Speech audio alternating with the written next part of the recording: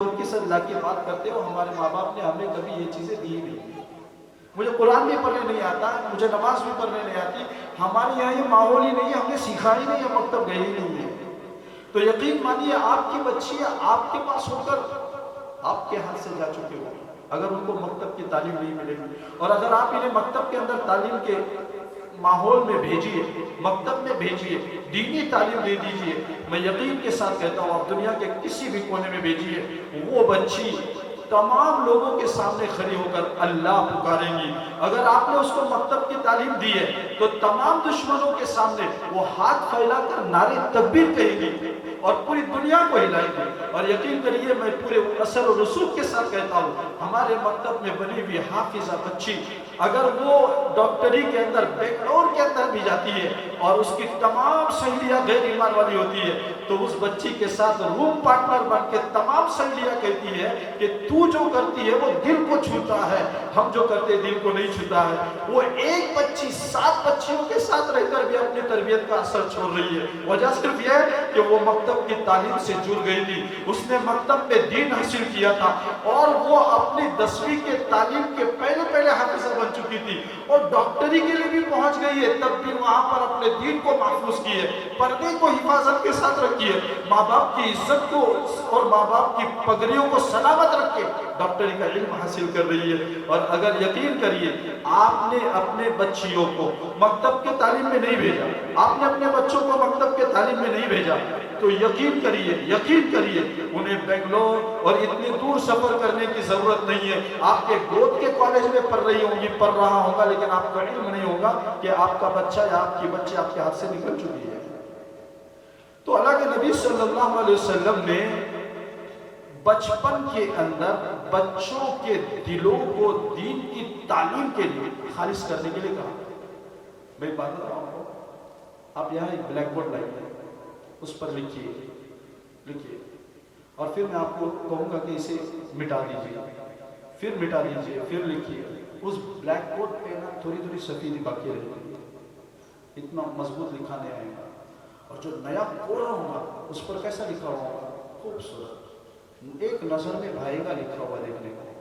معصوم بچوں کی تختیاں بڑی صاف ستھری ہوتی ہے، لائیے مکتب میں بچپن میں ان کو، ان کے تختیوں پر لکھ دیجئے لا الہ الا اللہ محمد رسول اللہ. یہ کبھی زندگی میں اپنی گردن کو، اپنی پیشانی کو کہیں نہیں جھکا سکتے. ہمارے مکتب میں مہینے کے اندر ایک دن ورکشاپ ہوتا ہے، بچوں کو تربیت کی بات کرتے ہیں. ہم مثال کے طور پر بچوں کو سمجھا رہے تھے کہ پیارے بچوں آپ نے کبھی ایک بات پر غور کیا ہے؟ کہا نہیں کیا ہے. کیا مولانا کیا بات؟ میں نے کہا دیکھو پیارے بچوں دنیا میں تمام جانور ہیں، ایک کھانا کیسے کھاتے ہیں؟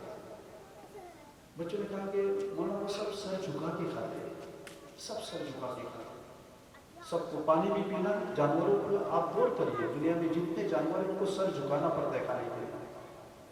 دنیا میں واحد انسان ایسی مخلوق ہے جو کھانے کے لیے سر نہیں جھکاتا بلکہ ہاتھ سے نوالا لے کر اوپر تک منہ تک لے کر چلا جاتا ہے. ہم نے بچوں کو سمجھا بیٹا آپ کو کچھ پتا چلا اللہ نے ایسا کیوں نظام کیا؟ کہا آپ بتا دیجیے. ہم نے کہا کہ پیارے بچوں اللہ یہ بتانا چاہتا ہے کہ انسان میرے نزدیک سب سے اہم مخلوق ہے. فسجد الملائکۃ کلهم اجمعون، یہ مسجود الملائکہ ہے انسان، مسجود الملائکہ، فرشتوں نے ان کو سجدہ کیا. آدم مسجود الملائکہ اشرف المخلوقات ہے. اللہ نے کہا کہ میں نے تمام جانور پرند درند کی صفت بنائی کہ وہ جھک کر کھائے، لیکن اس کی صفت بنائی ہے یہ جھکے نہیں، اس کا ہاتھ اس کے منہ تک جائے اور کھانا کھائے. کیوں معلوم؟ اس کو اتنا بہترین میں نے بنایا لقد خلقنا الانسان فی احسن تقویم، اور اس کو ساتھ ایک ہی شرط لگائی کہ دیکھنا مرتے دم تک پیشانی اللہ کے علاوہ کسی کے سامنے مت جھکانا. بس اسی لیے اللہ نے کھانے کے نظم کو بھی اتنا مضبوط رکھا کہ تمام جانور نیچے جھک کے کھاتے لیکن انسان جھک کے نہیں کھاتا. کہا اللہ نے کہ تم کھانے کے سامنے جھکیں گے یہ بھی مجھے پسند نہیں ہے، تم کسی چیز کے سامنے مت جھکنا. اللہ کے سامنے جھکنا، اللہ کے علاوہ کسی کے سامنے مت جھکنا۔ وہ بچے کہنے لگے کہ ہمارے اسکولوں کے اندر صبح میں ہم کنوینٹ میں جاتے، سوریہ نمسکار کیا جاتا ہے ہم سے، ہم نہیں کرتے۔ ہم بتاتے کہ ہمارے مولانا نے ہم کو بتایا ہے کہ یہ پیشانی، یہ ہاتھ کسی اور کے سامنے جھکنے کے لیے نہیں بنے ہیں، یہ صرف اللہ کے سامنے جھکیں گے۔ ہمیں اسکول سے نکلنا، ہم اپنے والدین کو کہیں گے ہم اس اسکول میں نہیں جانا، کوئی زیدریہ سے رہے یا کوئی بڑی اسکول رہے ہم وہاں نہیں پڑھیں گے۔ لیکن ہمارے مسجد میں ہمیں جب بتایا گیا ہے کہ ہم اپنے رب کے علاوہ کسی کے سامنے پیشانی نہیں جھکائیں گے، کسی کے سامنے ہاتھ نہیں جوڑیں گے، بھیک نہیں مانگیں گے، تو ہم پھر نہیں مانگ سکتے۔ یہ بچپن کی پاور تھی، 10 کلاس کے اندر ظاہر ہو گئی تھی۔ بچپن میں سنا تھا، 10ویں کے اندر وہ پاور باہر نکل کر آئی تھی کہ نہیں ہم یہ نہیں کر سکیں گے، تم جو چاہے ہمارے ساتھ کرو، ہم یہ چیز نہیں کر سکتے۔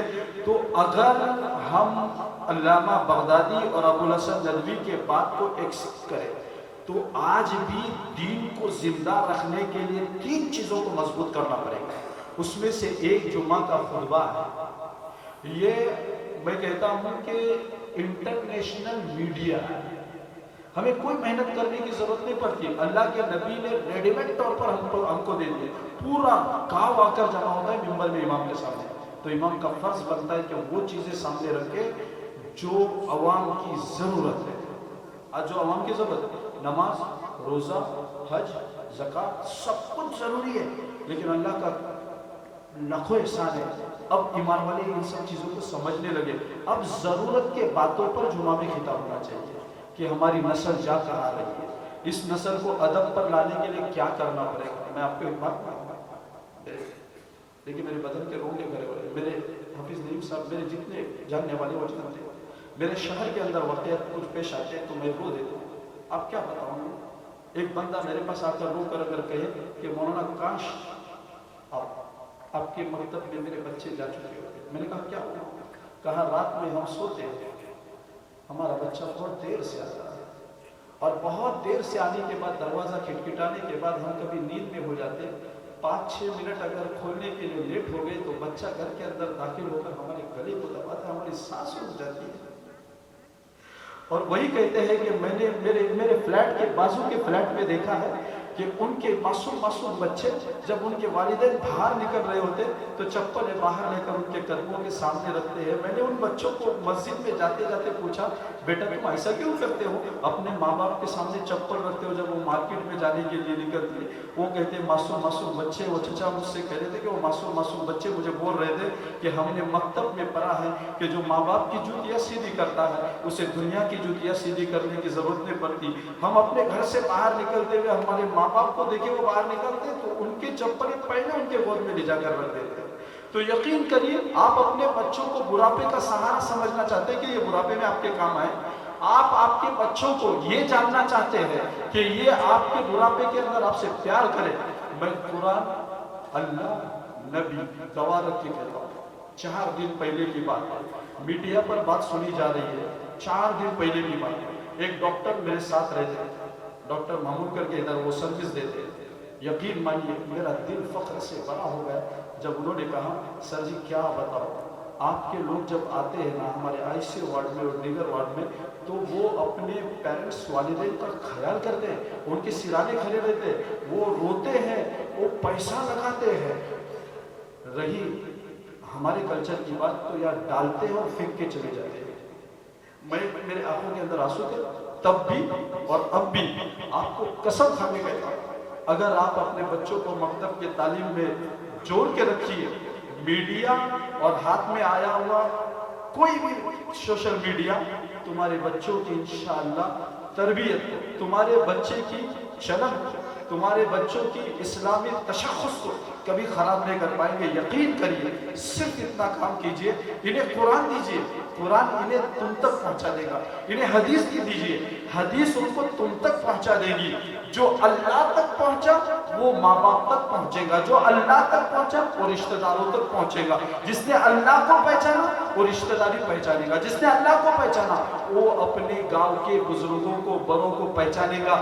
ورنہ اگر آپ نے ان کو مکتب کی تعلیم نہیں دی تو یقین مانیے یہ بچے آپ کے سامنے بھی سگریٹ نہیں ہر چیز ढटाई के साथ पीकर कश मारकर आपको दिखाएंगे कि तुमने बचपन में हमको मकतब में नहीं भेजा था ना, नतीजा ये है कि ये धुआं तुम्हारे सामने उड़ा रहे। और अगर आपने इनको मकतब की तालीम से आरास्ता किया तो ये चौराहे पर अगर ऊंची आवाज में हंस खेल भी रहे हो, आप वहां से नमाज के लिए गुजर रहे, उनकी आवाज ठंडी दब जाएगी।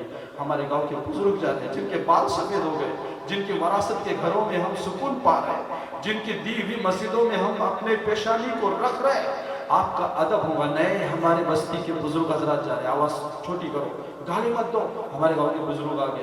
तो अब नई नस्ल को खराब करने के तमाम तरीके ईजाद कर दिए गए, इसे आबाद करने के तरीके आपको मुझको कर